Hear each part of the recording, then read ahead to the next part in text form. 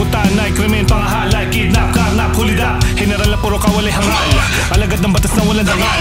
Formal manamit pero mga pusakal, nagpapakabanal yung mga utak kriminal. Kakayahan baguhin ng batas, basta tama presyo ang ilalabas. Kapangabuso sa kapangyarihan, sila pa naman tinitingala ng karamihan. Basta kung naghihirap, namumuno ay kurakot. Opisyalis nagahaman, walang pakundangan. Sila maganako sa kaban ng ating bayan. Wala nang takot, heto mga salot, tunay na kilabot. Bakit nabibiyag sila ng mga maling gawa? Dahil ba sa kahirapan o sa mga pinunong mapasamantala?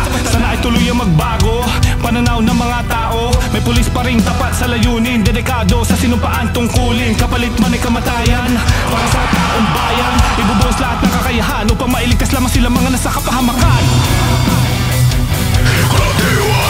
Laganap ang korupsyon sa bayanihan.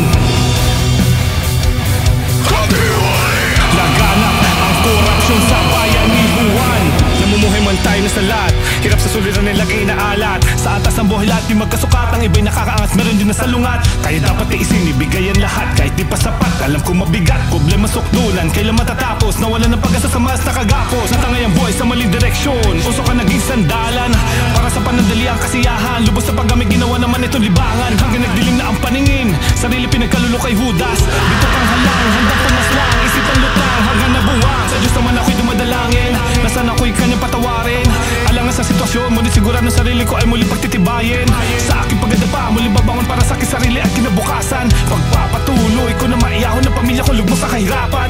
Dedikasyon, pagmamahal sa ginagawa, di kailangan tayo man lamang pa ng iba. Magtulungan, tulak pataas, huwag hilahin pagbaba, pangunawa palawakin.